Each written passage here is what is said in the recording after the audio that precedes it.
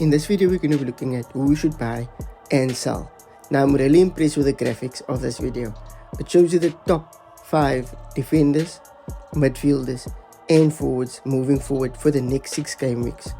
So as you can see in this video, it's Alexander-Arnold, the best, Gabriel, White, Robertson, and Saliba. So it's basically a triple up on Arsenal and a double up on Liverpool.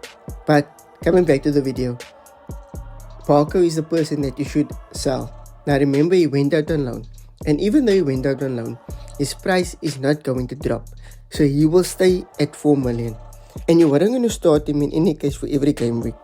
So I think if you select to keep him and roll your transfer, that's a questionable decision.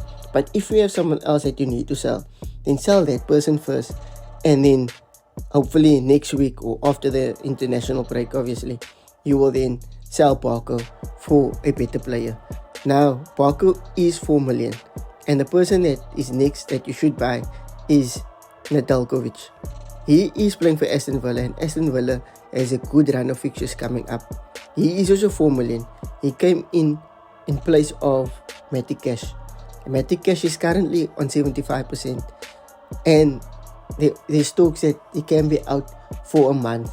So that is possibly 2 to 3 game weeks. And if you have a 4 million starter for a fairly good defense, I think that you should jump on it. So you can see here that he got clearances, tackles. His XA isn't that much, but remember that he came on for cash, so you couldn't expect a lot from him.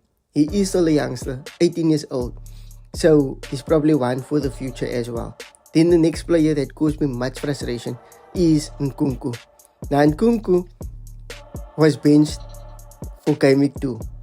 I think that if he is benched again for Chelsea's midweek game, then he is a possible hold.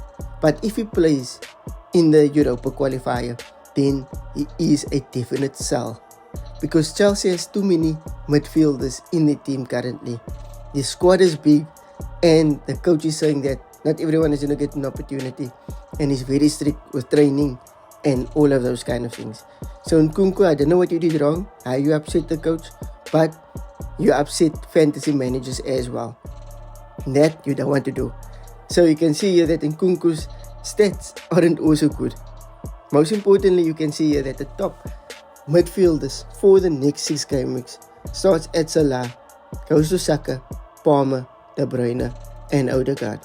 Now Salah went up in price, and for the next 6 game weeks, he is projected to get 40.5, 40.6. So that is basically 41 points for the next 6 game weeks. And then Saka. So Saka, I'm thinking of bringing him in for the next game week 4. But we'll have to wait and see. But Nkunku, you are a definite sell, and we have to say goodbye for our team. And the person that you can bring in is Mbeumo. Now Mbeumo, we know, is playing for Brentford, a decent enough attacking team. The next game is against Southampton away, and Mbeumo already has 1 goal that came in game week 1, and he's at 7 million on penalties if Tony leaves the club. Know that Tony didn't start for game week 1 and 2, and he is looking to be transferred. The transfer window closes for, not for fantasy, but for like real soccer, football. The fantasy window closes on Friday. So if Tony leaves from now until Friday, that would be good for Mbeumo, because it would mean that he is then on penalties. So his XG will go up, and we see that his XA is already at 0.57, which isn't great, but it is decent, especially for a 7 million midfielder. We saw that Nottingham wasted 5 big chances against Southampton. Very frustrating. But anyway, I think that Mbeumo, even though when he came into the Premier League, hit the post a lot of times, I think that he will deliver against Southampton. Now caution, the next 2 fixtures after Southampton is tricky, but I still think that he can deliver at least 1, possibly even 2 returns, attacking returns for those games. The next player that we should consider selling, and that is dropping in price, is Dominic Solanke. So Solanke is playing Newcastle away in Gameweek 3.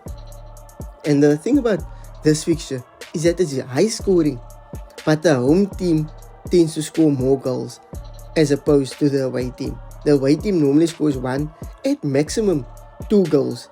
And that we can see, hopefully history repeats itself. And Dominic Solanke is currently on 75%.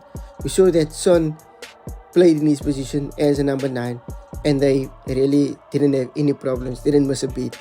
So I think if it is that they should not, or that they should be safe and not risk it, I think that this is the game week to do that, because again, next game or the next week is the international break. So the international break is between game weeks 3 and 4.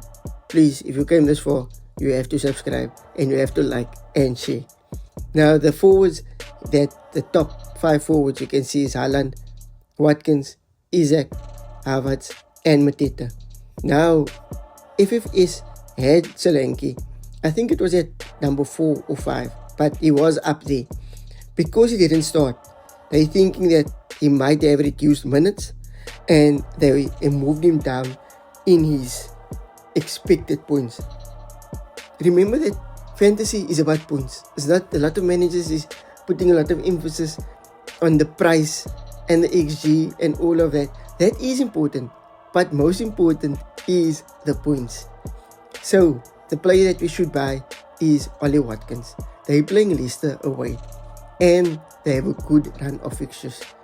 Ollie Watkins was unlucky, missing 2 big chances against Arsenal. Now if you don't know, this is Ollie Watkins, or the classic Ollie Watkins.